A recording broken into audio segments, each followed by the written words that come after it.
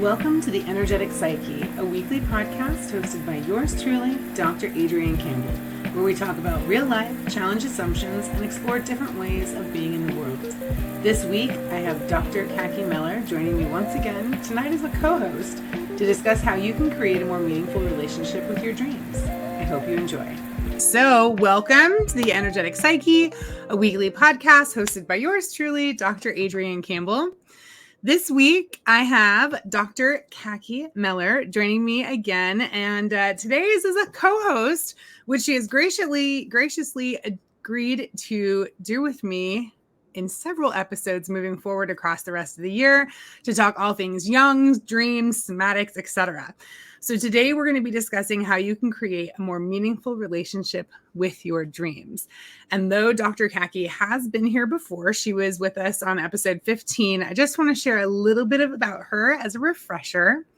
So she's a visiting assistant professor at Lesley University's Mental Health and Wellbeing Department and has a remote somatic private practice, Somatic Reclamation.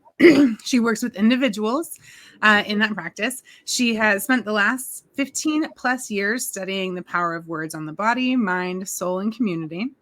She has a master's of education in art-based activism and social entrepreneurship from Lesley's Graduate School of Arts and Social Sciences, and a Ph.D. in depth psychology with an emphasis in somatic studies from Pacifica Graduate Institute, which is where we met. Yes. Dr. Cacky is also a master somatic movement therapist and educator, somatic experiencing practitioner, a yoga teacher, and a Reiki Master practitioner. Her current scholarship is centered around the internalization of language, narrative, and trauma on a somatic level and how it affects relationship and social agency. She is an advocate for the importance of arts-based and somatically informed research. Dr. Cacky is deeply passionate about social justice, the arts, intergenerational trauma, and somatics, and she currently lives in the Boston area with her beloved partner and cat. So thank you so much for joining us, Cacky. I am so glad to have you here again. Thank you for having me back, and I'm so excited to get to have all of these conversations with you about so many of our shared passions, starting with dreams. I know, which is always one of my favorites. So before we go any further, just for anyone listening, we're going to be referencing my most recent book a few times in today's episode. So if at the end you're like, oh my gosh, I want to know more, feel free to grab it. It's available on Amazon. It's called The Dreamer's Companion. The first 20 or so pages are text talking about where dreams come from, what they are. There's stuff about specific dreams, things to remember. And then there's actually like a step-by-step guide for how to work with your dreams. And then the rest of it is a really pretty journal. So again, it's called The Dreamer's Companion and it's available on Amazon. And we'll be referencing that today. And if you're anything like me, you'll be very excited to add it to your section of your Dr. Adrian Campbell book corner in your library. Just up a few of her other books for the folks who are listening, because this is actually your third book.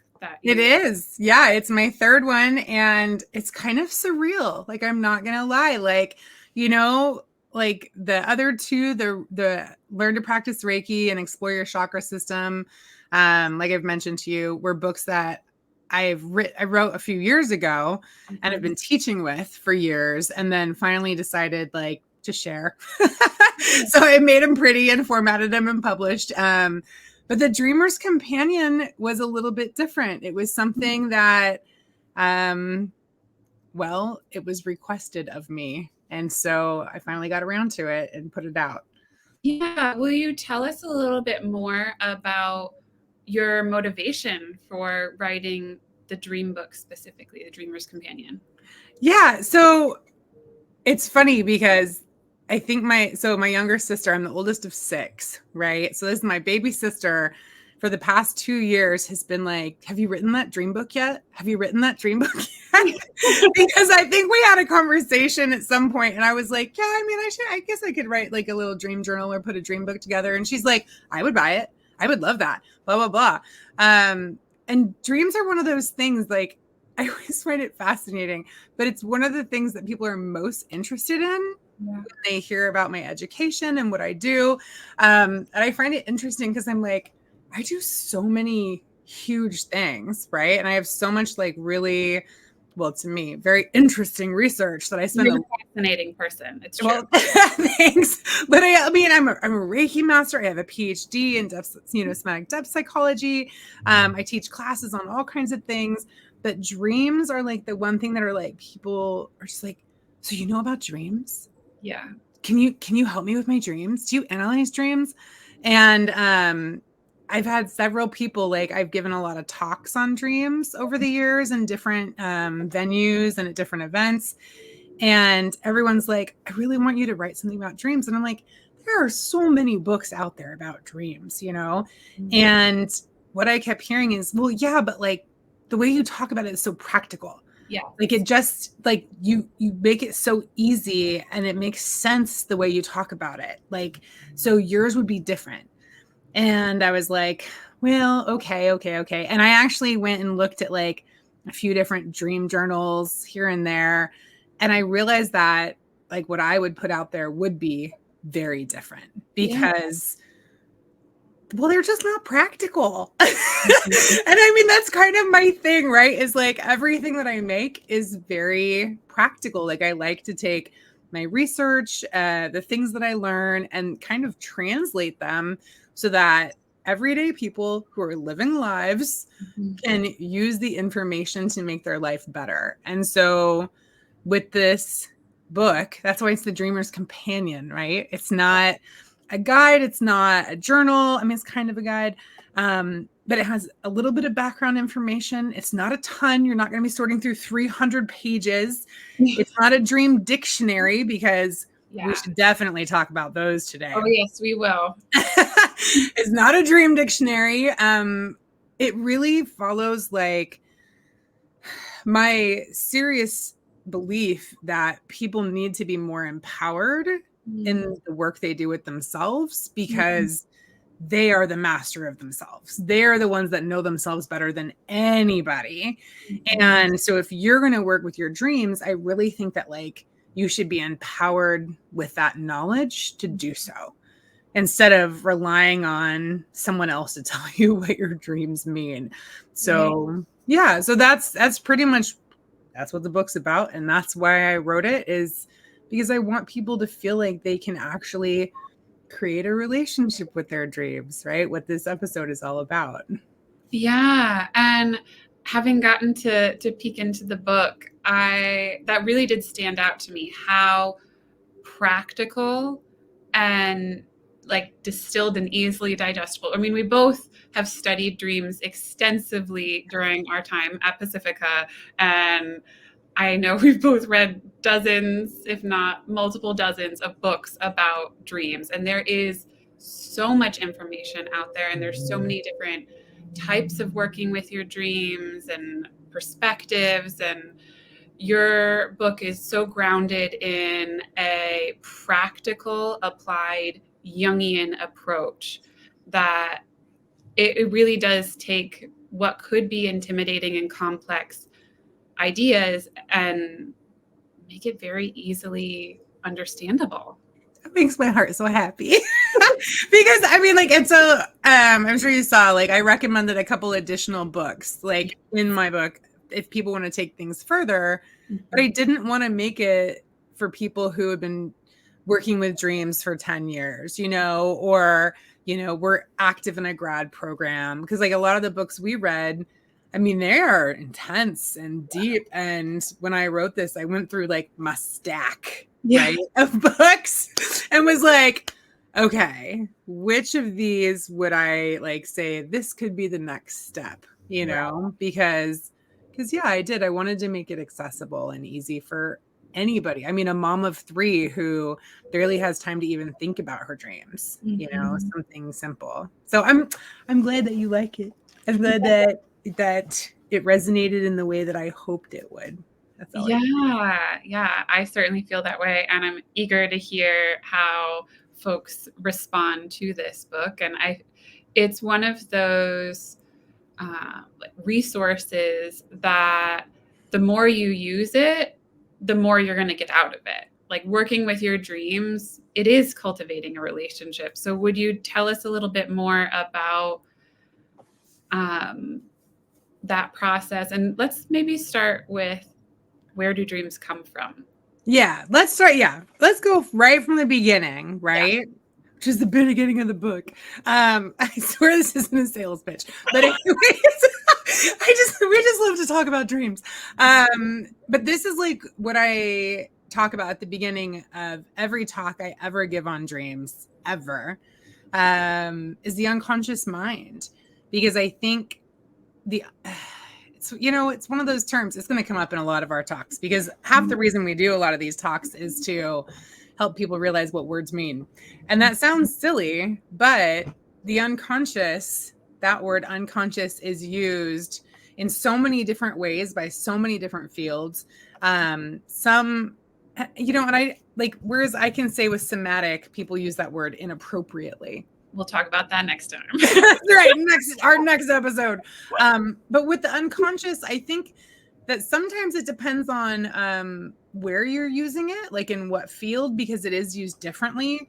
And so I try to explain it so that people have a good foundation of where we're going. Right. So in Jungian terms, and feel free to jump in at any moment. So in Jungian terms, there's really like 3 layers to the unconscious. There's the personal unconscious, which is like everything that's happened to us in the past, everything we're currently experiencing, anyone that we could possibly become, right, is all contained in that personal unconscious. And that includes, depending on your beliefs, like past life experiences as well as present life experiences. Intergenerational trauma can also exist in that personal unconscious. So I have a metaphor, but I'll get there. Anyway, so that's the personal. In the book, I have this picture, and it's like a little umbrella, right, around the person, and that's your personal unconscious. Mm-hmm. And then the next layer is the cultural unconscious, which is where all the different people that we spend time with, and you can think of this energetically if you want. You can think of it spiritually, whatever. I tend to think of things energetically because, well, we're all connected to each other, like literally through physics. Mm-hmm. It's not like a hippie thing. Like, this is science. So anyways, and so the cultural unconscious, really, like, neuroscience is just getting to the point where they're starting to be able to prove that this exists, right? And side note, I went to a neuroscience conference once and was talking to a neuroscientist, and I was telling him, I'm like, you guys should probably look into some Jungian stuff, because I bet it would inform a lot of your research. And he was like, oh, you're a Jungian. You're one of those people. And I'm like, yes. Yeah, you're welcome. And, and he was like, he's like, you're not wrong. Like, a lot of what we're looking into, you guys have already explored. I'm like, yeah. He's like, the difference is you're crazy and I'm a neuroscientist, so they'll believe me. I'll never forget it. And I was like, wow. I mean, you're not wrong, but wow. Oh, interesting. Yeah. But so neuroscience is catching up to Jungian studies as far as I'm concerned. Yeah. And I also want to just add another layer into that of so much of Jungian work and dream work has been inspired by so many indigenous wisdom traditions that go back thousands and thousands of years. So the truth has been known, and neuroscience is not discovering these things. It's finally creating technology to validate all of this indigenous wisdom that has been practiced and stewarded and tended to across the globe since time immemorial. Absolutely. And I so appreciate that, because you're 100% right. And I think sometimes as like civilized Western society, we forget that we're not the first people. Yeah. So I appreciate that reminder. Absolutely. Because which actually goes into the next umbrella. Yes. So there's the personal, the cultural, and then the collective, Yes. right? And the collective unconscious. So here's where I'll bring in the metaphor. The collective unconscious, can't see my arms in the video, but they're big. The collective unconscious is like the ocean. The cultural is like the harbor, and the personal is like a tide pool, right? And it's all one. It all exists within one. There's just concentrations of certain energies within the smaller, right? But in that big overarching collective is where we get the stuff that brings all of us together, not just humans, but all living beings, everything that exists in the world. This is where archetypal energies kind of hang out, if you will. This is where our spiritual energies, this is where like Joseph Campbell talks about, like, well, we're not going to get into it, but the hero's journey, right, gets fed from this place. And it's what really connects all of us in this world. It's the living, breathing, I don't know. It's so hard to put into words sometimes. Yeah.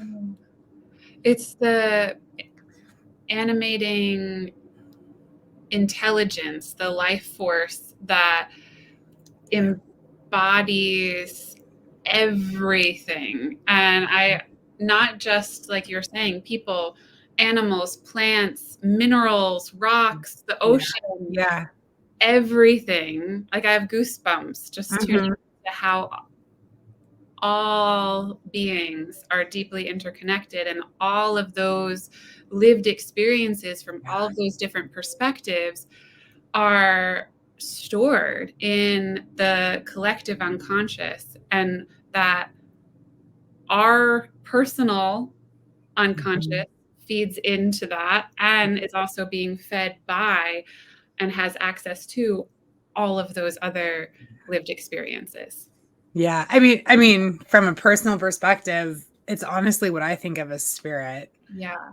In a lot of ways, because it flows through everyone and everything. It is like you said, it gets stored. There's like a storehouse, but it's not stagnant, right? It's constantly moving and growing and changing because we all contribute to it. Excuse me, allergies. But yeah, so like those are like the three layers. And so when you look at the unconscious mind like that, it is not the subconscious, right? Those two terms get used interchangeably and make me kind of like twitchy. So in this context, and anytime I'm talking about the unconscious mind, folks who are listening to me right now, this is what I'm talking about, is that huge, beautiful, wild, living thing, right? The subconscious is that part of your brain that gets you home from work when you're not paying attention. Yeah. And it's more like subconscious mind is more the part of your brain is what makes me think of, even though it does, interact with the central nervous system and all that good stuff. It's what makes your legs move and your arms move and all of that, but it is not the unconscious. The unconscious is well, what we just described, right? That three-tiered, beautiful expansion of self into the other, if you will, and other into the self. Yeah. And we need both, but it is a very important distinction to understand if you are going to meaningfully engage with Jungian work, and particularly in this episode, cultivating a relationship with your dreams.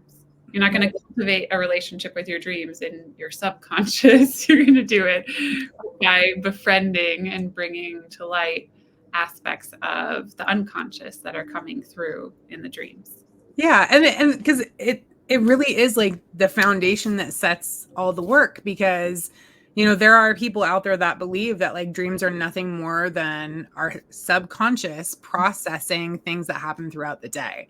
And you can't be further from the truth. Like I'm always, it's always so funny to me when I have conversations with people. I'll be at a party or, at the brewery hanging out or whatever. And people are like, oh, you know about dreams? Let me tell you about one of my dreams. And I'm like, no. no. Let's not do that here. And they're like, no. And I'm like, no. Dreams are very personal. They tell you so much about what's going on. And this is probably not appropriate. They're like, no, but let me just share this one nightmare. And I'm like, oh my God, no. Like, out of all the things for us not to talk about in public, definitely not a nightmare. Yeah. And we'll start working it because they're like, oh, come on. And about 5 minutes in, they're like, maybe we shouldn't talk about this here. And I'm like, because dreams are a big deal, Yeah. And I will always remember Dr. Jeannie Schull, who was one of our professors. I love her. And she really drove this point home of dreams are so personal and so intimate that oftentimes we're so close to the subject and what's coming up that we don't realize how much of the depths of our soul we're bearing when we share that. Right. It is true. Yeah. Well, and I think part of what adds to that is like culturally, we just don't have a history culturally, as in like white Western culture, industrialist culture, right? We don't have a history of honoring our dreams or respecting the messages that come. And so we almost treat them like a sideshow, right? Like, oh, I went to this psychic and she said blah, blah, blah. Like, so people can treat dreams like that. Oh my God, I had the craziest dream. And like, I mean, I've had probably too many awkward moments where I've been somewhere and people are like, oh my God, the craziest dream. And I'm like, wow, that's really interesting. If you ever want to talk about that, let me know. And they're like, no, I'm good. I'm like, okay. I mean, there's a lot in there to unpack. I'm just letting you know. Yeah. Well, and I love that you asked that question because agency and choice is so important in relationships and in our relationship with dreams. So giving someone a choice of like, hey, if you want to explore that together, let me know. Because some people aren't ready or they don't want to, or maybe that particular dream is just not the right time or place, like you were saying. Well, and even like when I said, when they approach me, if it's not the right space, I try to force agency on them. like, no, seriously. Like, you should make good decisions to protect yourself right now. Like, informed consent. Exactly. What you're about to sign up for. I don't think you really understand what could possibly happen here. So let me help lay this out and then you can make a choice. Right. Yeah, absolutely. Yeah. It's important. It's important. Could you tell us a little bit more about why it is so important to have this respect and reverence for dreams? Oh, yeah. So let's talk about that. So what are dream images? What are they, right? Where do they come from? And I definitely want to hear your take on this too. So for me, let me pause. Who taught your dream class? Your dream tending class? Oh gosh. Was it Stephen Eisenstadt? Stephen co-taught it with Elizabeth. Okay. I think that's who did mine too. Yeah. Yeah. So yeah, we have a similar like training in this, we'll say training, education, but of course our studies then branch right out from where we go from there. So when I talk about dream images, first, it's important to understand that images are not just when we talk about images in Jungian space, we're talking about not just a picture, but anything that shows up for you. So a dream image could be grass. It could be a house. It could be a person. It could be an animal. It could be a car. It could be a sound in your dream. A scent. Yep, absolutely. Like all of those things are dream images. And when I talk about like dreams, I often say it's like playing a game of categories, right? Like psyche, the unconscious is like, okay, we need to get her a message. Now, if we want her to know that she needs to use more courage in her meeting at work tomorrow. How are we going to remind her to do that? Okay, what does she think of when she thinks of courage? Oh, remember that one time when she was a little kid and she stood up to that bully? Yeah. So let's create a scene like that, right? And what are the things that make her think of work? Okay, put her in the office building. Yeah, but keep the little kid aspect, right? So like, I feel like all of those are images. The office building is an image. You as a child is an image. Even your anger could be an image, right? So it's all those different components are all images. And by better understanding them, we better understand our own unconscious, and we can start to work with it, right? So having a dream like that for me 15 years ago, I probably been woken up and been like, what the hell was that? I was like standing up to a bully in my office building, but it was this kid I haven't talked to in 30 years. Why would that kid be in my dream? You know, whereas now, because I've done a lot of my own work, I can be like, oh, that's little Adrian from this stage of my life. And she represents, because she's an image, that image represents this for me. And this office building represents this for me, right? And so understanding that all these different images, like I mentioned, the personal unconscious, they're part of who we are, the experiences we've been through. And even if we haven't given them the respect or meaning that they deserve, that doesn't mean the unconscious has done the same. And I think that's important, because so many of us are taught to not embrace or feel our emotions, to ignore or toss away gut instincts, feelings, intuition.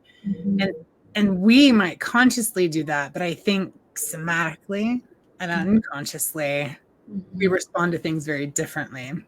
And so a lot of these images that come forward deserve that respect and that reverence, because they're bringing us important information. Yeah. Thank you for sharing that. And it's so palpable how the energy behind the images is so powerful, and it can be experienced and interpreted and understood in so many different ways, because psyche, or the unconscious, or in Jungian terms, we call it psyche sometimes, doesn't speak linearly. Right. It speaks through images, through metaphor, through symbols. And sometimes there's layers of meaning packed in there. Dreams never mean just one thing. You know, that same little Adrian who stood up to the bully could show up in another dream in a different environment, in a different situation, and represent a completely different aspect of you and the dream. And so I really, really resonate with the emphasis that you're putting on respect and reverence, because these are beautiful, powerful parts of our personal, cultural, and collective unconscious that are gifting us with their presence. Right. And just like we would have a guest in our home and treat that person with respect and care, and value their life force energy and their choice to spend time with us, we can approach dreams and the dream images with that same respect and reverence. Yeah. And, you know, I've had conversations with people that are like, you know, why would you put all that work in to like creating a relationship instead of just asking, or because I look at like, there's dream analysis and dream interpretation, and, you know, the terms can get used interchangeably, but when I think of dream interpretation, it's literally like you're dissecting something that's dead. Yes. Whereas in Jungian dream analysis, we are moving back into relationship with that image, right? And like when we were talking about the unconscious mind, like it's alive all the time. It's always there. So like I always, most people have seen the image of like the iceberg that's underwater and then the little tip on top. Just because you only see the tip doesn't mean that underneath the iceberg isn't there. And it's the same with like the unconscious and the conscious mind. But when we wake up in the morning, there's literally a part of our brain that goes unconscious, quiet, conscious, awake, right? And we don't have as much access to that unconscious mind. But not all people are the same. And I always like to point out that like the way I talk about it is that there's this permeable filter between the conscious and unconscious mind, right? And depending on the type of person or the type of effort you put in, the permeability or the holes in that barrier or filter are going to be bigger or smaller. So like creative people have a more permeable filter. The holes are bigger. More of the unconscious comes up into the conscious mind. And that's where they come up with these wild and beautiful ideas, right? Is they can pull from not only the personal, but the cultural and the collective. So like when you have a song that just speaks to millions of people, it's probably fed from the collective, right? And that artist was able to connect with those energies because their filter has more space for that to come forward. But it can also lead to madness. And I remember, I don't remember, it wasn't a direct quote from Jung, but it was one of his books we were discussing, is that schizophrenics don't have that barrier. And so the unconscious and the conscious are constantly there. And that's why they don't know the difference between reality and non-reality, right? Physical reality versus dream reality, if you will. And that's why in part of the book, which we'll talk about later, I don't go into the steps of animation too far because there is a direct connection between creativity and madness. And a lot of it has to do with that filter. But I digress. Coming back to dreams. Obviously, I have interest there. But coming back to dreams, the unconscious mind is always there. And all of our dream images always exist because our dream images, like you said, are parts of us, right? And they deserve the respect that we deserve every single day. And, one of the analogies I like to use, because really when we work with dreams, it's to get to know ourselves better. Right. And I mean, in a way, it's literally shadow work, right? We're getting to know unconscious parts of ourselves and bringing them to consciousness, which is literally shadow work. And, I often explain this metaphor of like a school bus. And we all have a bus and our ego center is driving the bus. We're the one that makes choices about our life and where we're going and what we're doing. And on the bus rides all the different parts of who we are. And these parts of us come forward in dream images. When we're not paying attention to the different parts of us on the bus, they can come up and jerk the wheel. And send our lives careening into places that we did not want them to go, or take us on paths that our true self doesn't want to be on. And so the more we get to know those parts of ourselves, whether it be through psychoanalysis or dreams, right? The more control we have over the way that we're showing up in the world, the path that we're taking, etc. And that's why, like, I think working with dreams is so powerful and so beautiful, is that you don't have to go to psychoanalysis to get to know the parts on your bus. Just start paying attention to your dreams, work with these images, take the time to get to know them. Like you said, it's like having a guest at a party. You need to be respectful. I remember, the analogy that was given to me was like, if you walk up to somebody at a party and that you don't recognize and you're like, who are you? What are you doing here? Do you have a message for me? That person is going to be like, you're weird and I'm leaving. right? Right. Or, I mean, maybe they lash out, like, who knows, right? But it's probably not going to go great. Whereas if you walk up and you're just like, hey, like, I'm Adrian, who are you? You know? The energy is so different. So different. And so, like, that's, I hate to use the word should, but that's what it should be like when you approach your dream images. If you want to get the most out of that interaction is, you know, even if you're not going to have a conversation, because that's really active imagination, but just really like getting to know the image. We're not interpreting, we're not interrogating, you know, it's the pinning the butterfly. You pin the butterfly, you only see so much. Right. You see the exoskeleton remains of the butterfly, not the glorious gravity defying creature that can move through the world and pollinate and all of the cool things that butterflies do. Yeah, the way it flutters, the way it flies. And I think dream images are the same way when we refuse to believe that they're still alive, right? Like I had a dream.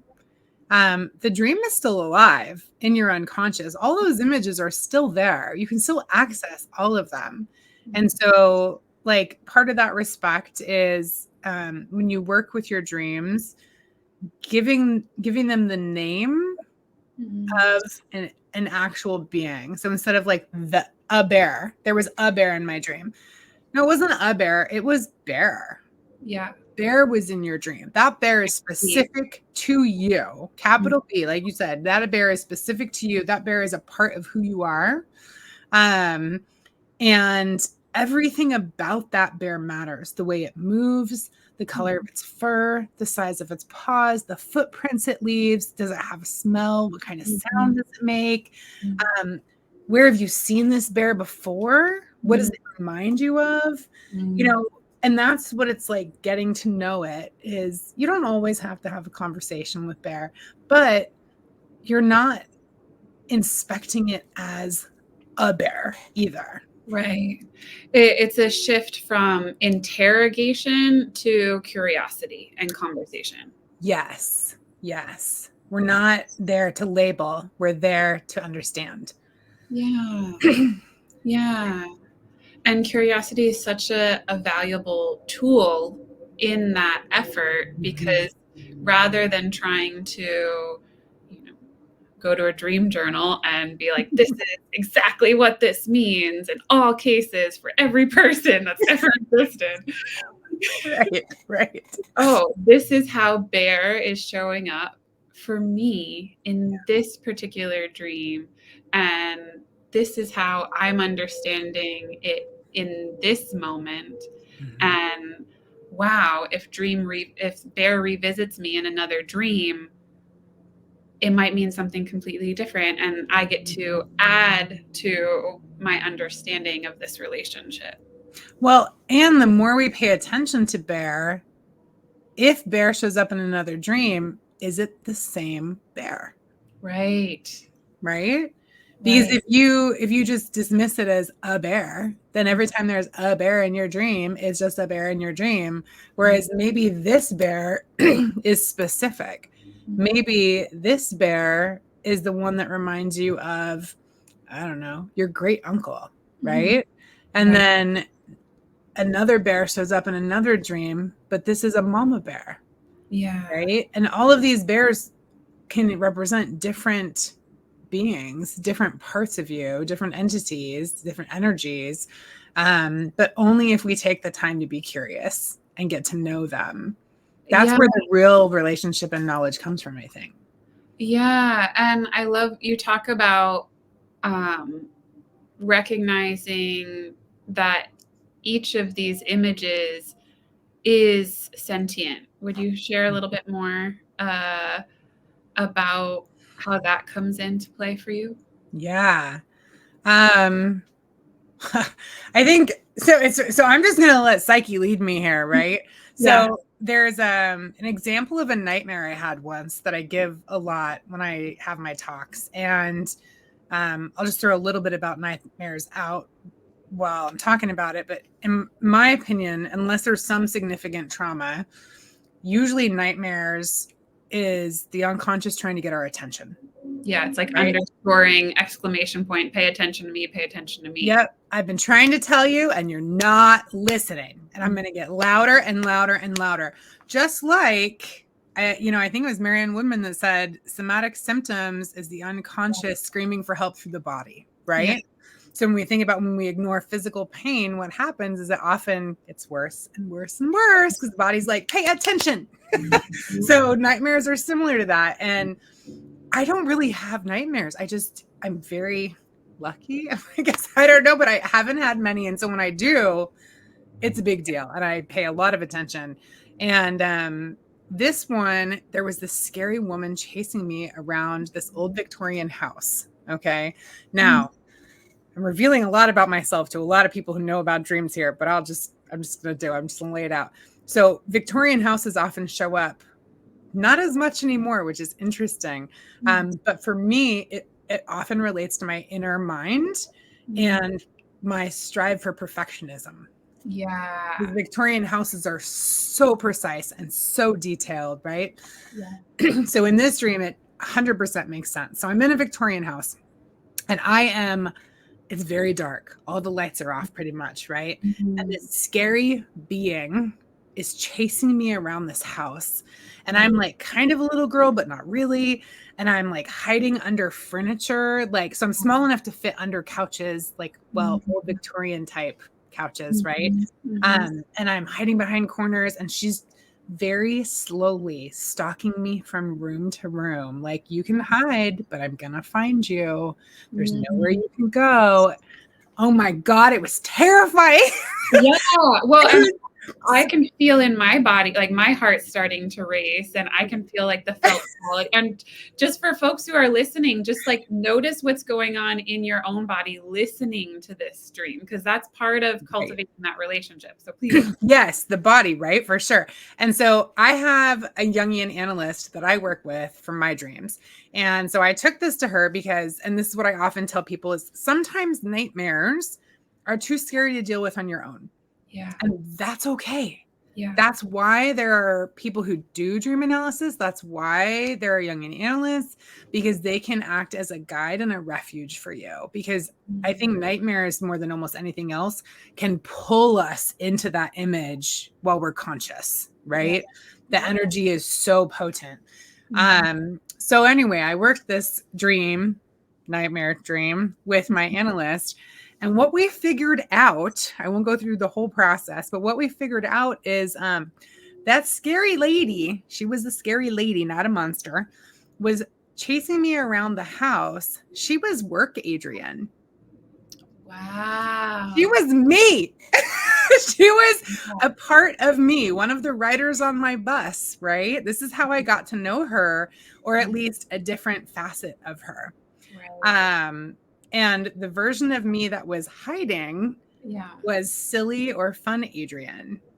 And basically what it came down to is I had been screwing off for too long. And work Adrian was like, we need to get serious. We need to get down to business. You need to stop screwing around. This is not a joke, right? And that's all it was. But it came through so terrifyingly. And the most beautiful thing about this nightmare for me was, like I said, I got to learn a new facet of that version of me, because I knew work Adrian existed, right? But what I didn't realize is how serious she was and the lengths that she would go to make shit happen. Yeah. And so as I'm driving my little bus these days, I know what her voice sounds like in the back of that bus, right? Just like I know silly, fun Adrian, because when she doesn't get listened to, I start making mistakes in my work. I'll be late for meetings. She's a little puer, that little one. Anyways, so by getting to work with that nightmare and work with that dream, I became more intimately aware of a part of me that wasn't actually scary, but she was feeling disrespected. She was feeling alone. She was feeling neglected. Her needs were not being met, which means my needs were not being met. Right. Right. And I think that's really important, is that we talk about, embracing our shadow, embrace your darkness. But this is a perfect example of doing that, because I was terrified of her. But then when I actually saw her, like did the work and looked at her, I was like, I'm sorry. Right. Hey. Yeah. Oh, yeah. Yeah. She didn't want to be a bitch. She just was like, girl, we got to find balance. So, yeah. Yeah. Thank you so much for sharing that with us. And I have goosebumps feeling the shift of how you were able to come into relationship with these different parts of yourself, this new awareness that now you can recognize those voices long before it starts to be screaming at you as a nightmare. Right. And it also, may I make another offering towards that? Yeah, of course. Of course. It's such a beautiful example of how the unconscious doesn't label things as good or bad, positive or negative.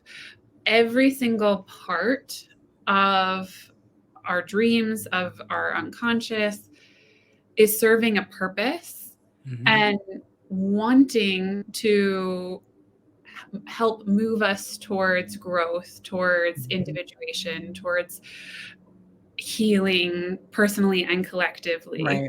Right. And yet our conscious waking mind loves to put those labels on things like, oh, that's a nightmare, that's too scary, that's bad, like that is a monster that's chasing me, like all of these things that, while yes, that serves a purpose too, like we need to be able to have discernment and understand threats in our waking life, it's so different when we're talking about dream work and wanting to really understand to the fullest extent possible what's going on. Well, and I'll just add to that, yes and no, because this is work I do with my clients a lot. Is it bad, or is it just not for you? Is it bad, or does it just have elements that make you uncomfortable, or that challenge you, or that you find disruptive? Right. And so it's, again, going into that curiosity, because dreams is just one way that we work with all these parts of ourselves, and that the judging, the labeling, all of those things that we do, anywhere we apply that in our life, we limit our opportunity for understanding. Right. Because I could have just been like, man, that was a scary dream. Whoa, and like left it. Moving on. Yeah. I mean, people do it every single day all over the world. Right. Yes. And I mean, 10, 15 years ago, I probably did it too. I'm not going to lie. But because I was willing to explore that, and honestly, I really think having a Jungian analyst helps. Somebody work with me, because I was terrified. Like, I'm not going to lie, that shit was scary as hell. And like, I made it sound simple in my little description, but we spent like a full 90 minutes working that nightmare, right? Like, it was not a simple task. I was with someone who has years and years and years of training in this stuff, and we like gently pieced our way through it. But it's like that in so many ways throughout our lives. Is like taking the time to be curious and ask questions, versus being dismissing. And I think, it matters, because then, like I said, we get to know so much more about the world around us, how it impacts us, how we impact it.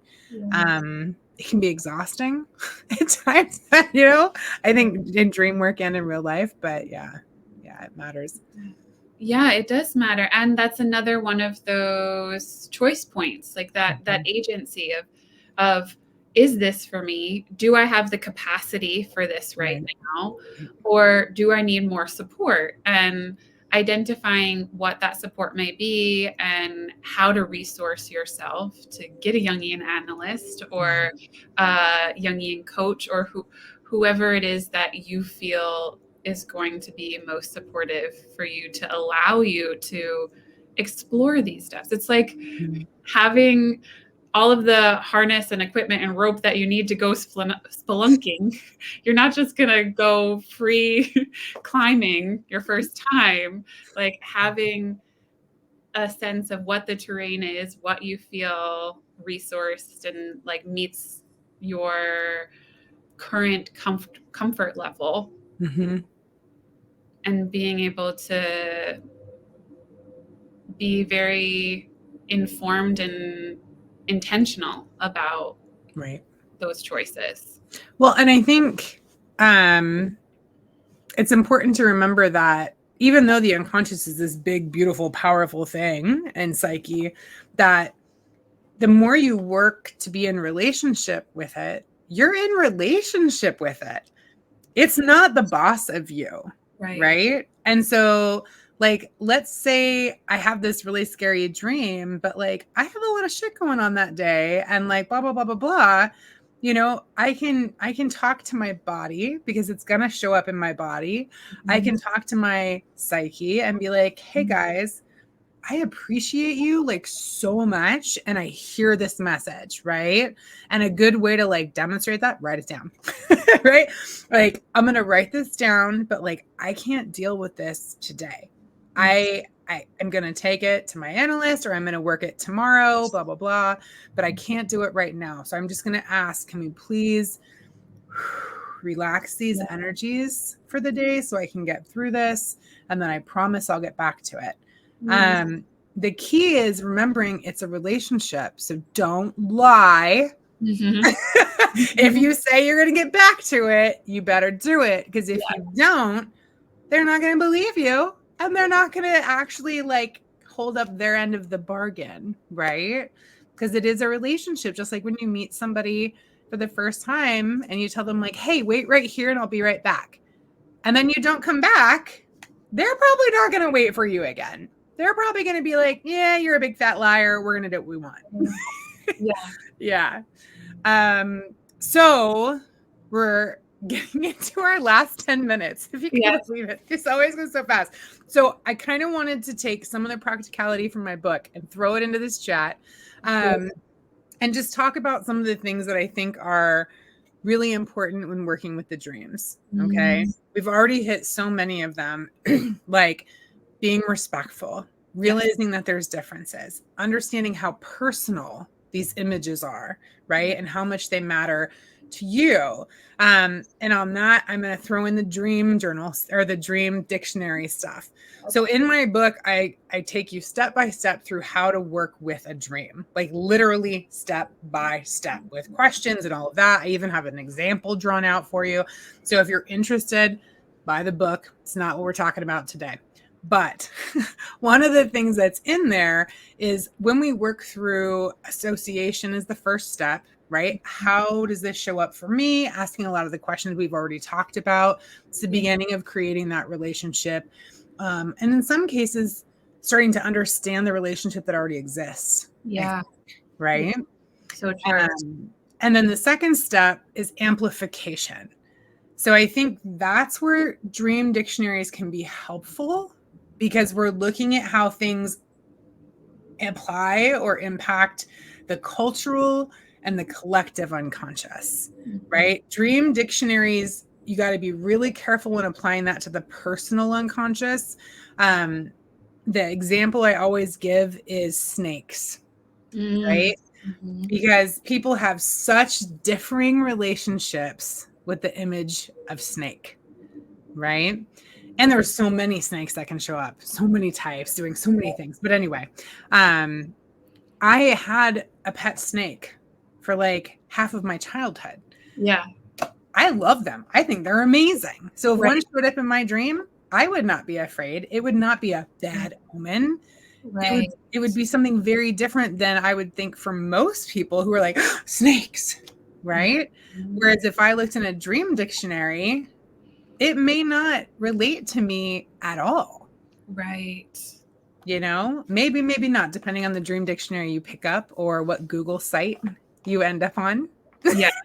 Well, and that's so important too, because there's, Jungian dream interpretation, there's Freudian dream interpretation. Mm-hmm. People can probably guess what Freud would say about a snake in your dream. I can. Yeah. Yep. And maybe it's true for you, right? But maybe not. And that's why it's important. Like I say, anything that is outside of yourself, take with a grain of salt. Yeah. Because maybe that's true. Maybe it's not. Just like when I work with my analysts, sometimes she'll say, well, you know what this reminds me of or makes me think of is this fairy tale or this symbol or this image. Mm-hmm. And we've been together long enough and I have strong enough self-agency that I'll go, no. Right. And she'll go, okay, right? But I think, especially when people first start working with dreams, it can be really easy to just be like, tell me what my dream means. Right. And if you skip that personal step of what does this image mean for me? How does it show up for me? What's my understanding of it? And go straight to that amplification, dream dictionary, myths, all of that, it squashes your organic process. Right. And you just start internalizing, oh, well, Freud says this, so that must be true, right. Rather than, well, okay, I had a pet snake growing up and I loved that snake. Mm-hmm. And snakes are really cool because, they move in all of these different ways and they do this and this and this, and really understanding the animal symbol before going to any kind of resource and additional outside understanding. Well, and it comes back to respect again, right? Because by skipping over your personal relationship with that image, you are, oh gosh, it sounds harsh, but like you are completely disrespecting your personal unconscious. It would be like going back to the party metaphor, right? It'd be like someone coming up to talk to you and you just walk away. And then you go up to someone else and ask them the same question that person was trying to tell you the answer to. Right. Or it's like, this dream is showing up for me. So if I come to you, Adrian, and I'm like, well, I just had this dream and this is the image that showed up. What does that mean to you? It's like, but the dream didn't show up to you. Like right. The image didn't show up to you. It showed up to me. So that there's me giving away both my agency and the respect and reverence for the image by doing that. Right. And damages the relationship. Yes. Right? Yeah. Imagine doing that to a friend. Right. Like I love the party metaphor. It works out so well. Like you're like, God, I have this problem and I don't know what to do. And they start telling you and you're like, yeah, anyways. And you walk up to someone else and you're like, what do you think? And your friend is like, they don't even know you. Like, right. Why would you ask them? Like, right. I've known you for 40 years. Like, why wouldn't you take my advice? And you're asking this other person about this friend being like, so what do they do for work? Like, right? Your friend's like, have you lost your mind? Like, I'm right here. Oh my gosh. Yeah. Which is then probably where it ends up turning into a nightmare a little bit down the road because they're like, you need to listen to me. Mm-hmm. Yeah. Yep. Yeah. So we think, the respect is so important. I love that we explored this metaphor so deeply. It's so perfect. I'm going to use it in so many ways moving forward. Remembering that dreams can be present tense, that the images are still alive, that you can still access them, still have those conversations with them. There are so many different exercises that you can do. The books, and I'll just tell you the books that I recommended in my book, if you want to go further. So again, my book is The Dreamer's Companion. And then I recommended Dream Tending, written by Stephen Eisenstein, right? Which is one of our professors. And he was the chancellor at Pacifica, correct? Yeah, he was the founder of. Yeah. Mm-hmm. It's kind of a big deal, whatever. But his book is Dream Tending, Awakening to the Healing Power of Dreams. And dream tending goes much further past what we're talking about here, but it's all about creating a relationship with your dreams. And it's just beautiful. Yeah. A Little Course in Dreams by Robert Bosnak. Love him. Inner Work Using Dreams and Active Imagination for Personal Growth by Robert Johnson. Mhm. And then Dreams, A Portal to the Source by Mm. Edward Whitmont and Sylvia Brinton Pereira. So those are the additional ones that take it further. But I mean, really, to start working with your dreams, it doesn't have to be complicated. Yeah. It really doesn't. All it takes, honestly, in the beginning is just paying attention, Mhm. asking questions, and Mhm. seeing where you get led. I don't think it has to be any more complicated than that. Mm. It can be. I mean, we can make it real complicated, but I think that's a beautiful beginning for starting a relationship with your dreams. Yeah, and just following that intuition of how is it make sense for me and for this dream to come into relationship? Is that through writing it down? Is that through, I know in your book you talk about recording it, audio recording, or drawing it, or dancing it, and yeah, there's so many different ways, and it's more opportunity for play, because this can be play too. Like, Yeah. yes, it's very serious and we need to respect it, and there's also room for play. Yeah. Like, so many more things we could talk about. We're totally at time, but like, I'm like authentic movement. And then I'm like, reel it in, Adrian, reel it in. Yeah. Yeah. So, okay, we are definitely at time. I feel like we're going to have another episode on dreams where we go more into like actually working with dreams. Because this is just the beginning, right? This is like the knock on the door and walking in to the party. Yeah. But yeah. So we'll wrap it up with, how about we each do, since we're co-hosting, if there was one thing you wanted to say about creating a relationship with your dreams, what would it be? Oh, such a great question. Well, one thing I'm super curious about is to hear how all of this conversation is percolating and unfolding for folks. And if folks want to let us know that, I'd really love to hear. And that kind of goes hand in glove with the most important part for me, which is very much seeing dreams as a relationship and as a continuing relationship, just like we're in relationship with everyone who's listening right now. Having that respect and authenticity, and yeah, that it gets to be play. Yeah. And I would say, don't give up. Yeah. Right? Because like what I hear from a lot of people is, you know, I don't remember my dreams, or I don't dream. And I'm like, yes, you do.